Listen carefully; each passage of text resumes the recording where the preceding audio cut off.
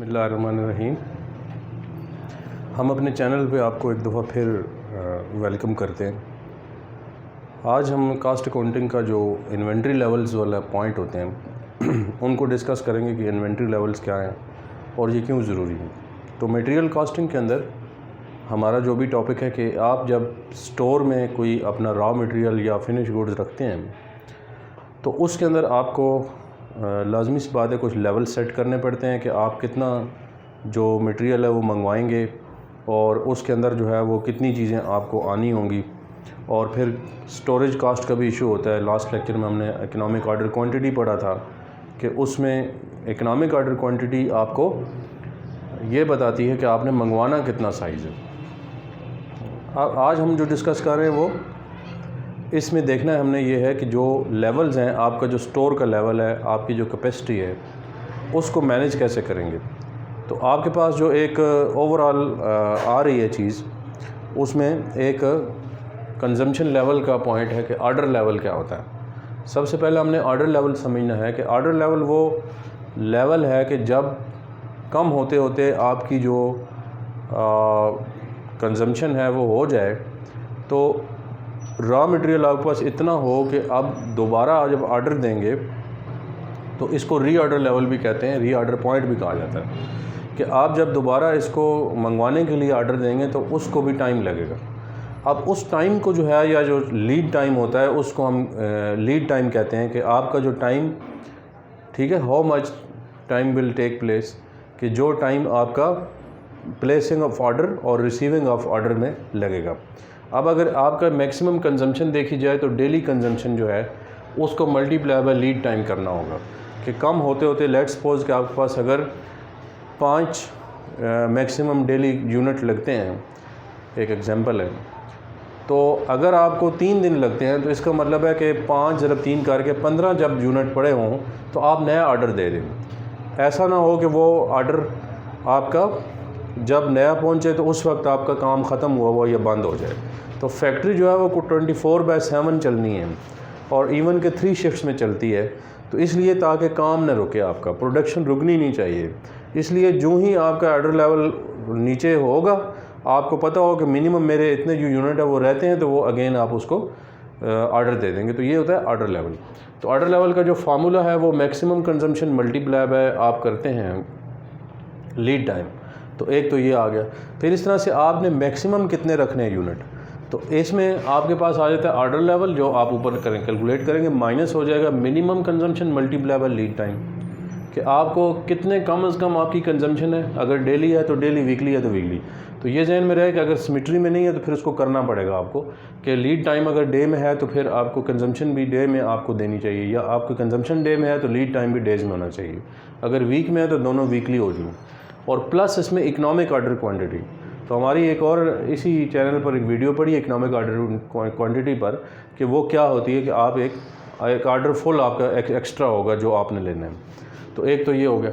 फिर उस पर मिनिमम जो लेवल होगा वो order level minus average consumption आएगी, मल्टीप्लाई बाय लीड टाइम हो जाएगा। अब एवरेज कंजम्पशन सम टाइम नहीं दी होती, जैसे कि इस क्वेश्चन में दी गई है, आप देख सकते हैं कि 20 है। अगर ना भी दी हो तो आप 30 प्लस मिनिमम प्लस मैक्सिमम करके डिवाइडेड बाय 2 करके एवरेज कैलकुलेट कर सकते हैं। तो अभी फ़िलहाल तो हमें गिवन है, ये क्वेश्चन हम सॉल्व करेंगे फार्मूला डिस्कस करके।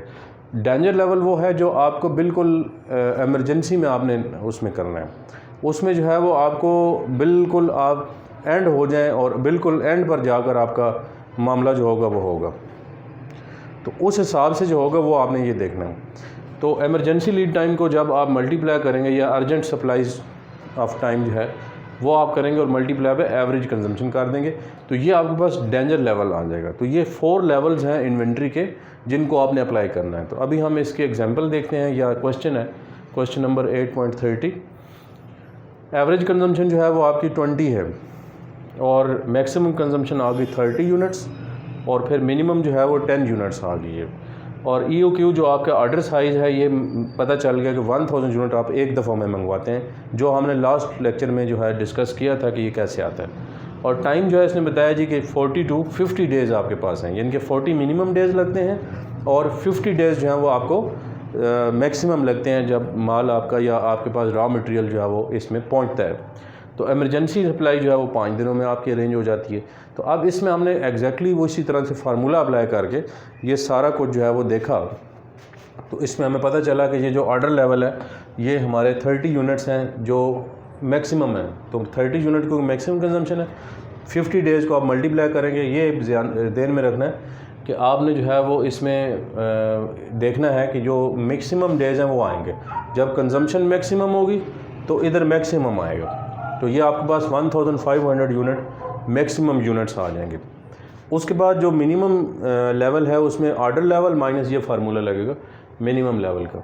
तो मिनिमम लेवल में हम मिनिमम ऑर्डर लेवल हमारा 1500 यूनिट आ गया है, और फिर उसके बाद आपने जो एवरेज है मल्टीप्लाई है एवरेज डेज़ लगाने हैं। अब यहाँ पे आप देखें एवरेज डेज़ आपको नहीं दिए गए हैं, लेकिन आपको ये पता हो कि जो डेज़ हैं 40 + 50, ठीक है, 40 + 50 जो है वो एवरेज आप डे खुद निकालेंगे, तो वो 40 + 50 जो है वो 90 हो जाएगा और डिवाइडेड बाय 2 हो जाएगा, तो 45 डेज़ आएगा। तो ये 45 डेज़ आपने करने हैं। जब आपने कंजम्पशन एवरेज ले ली है तो टाइम को भी एवरेज ले लें। अगर आपको टाइम एक ही वन फिगर दिया हो डेज़ का तो फिर तो आपकी मजबूरी है, फिर सब फार्मूला में वही लीड टाइम आएगा। लेकिन अगर आपको सेपरेट दिया गया है मैक्सिमम मिनिमम, तो जहाँ पर कंजम्पशन मैक्सिमम आएगी वहाँ पर डेज़ भी मैक्सिमम आएंगे, और जहाँ पे एवरेज कंजम्पशन आएगी फिर एवरेज आपके पास आ जाएगा, और प्लस EOQ भी मिनिमम में EOQ नहीं होता, 600 आपके पास यहाँ आ जाएगा। मैक्सिमम में EOQ ऐड होगा और यहाँ पे मिनिमम आएगा। तो मिनिमम देखें यहाँ पे डेज़ कितने हैं, मिनिमम 40 है, और यहाँ पर जो मिनिमम कंजम्पशन है वो भी 10 डेज़ है। तो मल्टीप्लाई बाय 40 करके प्लस EOQ करना है आपने।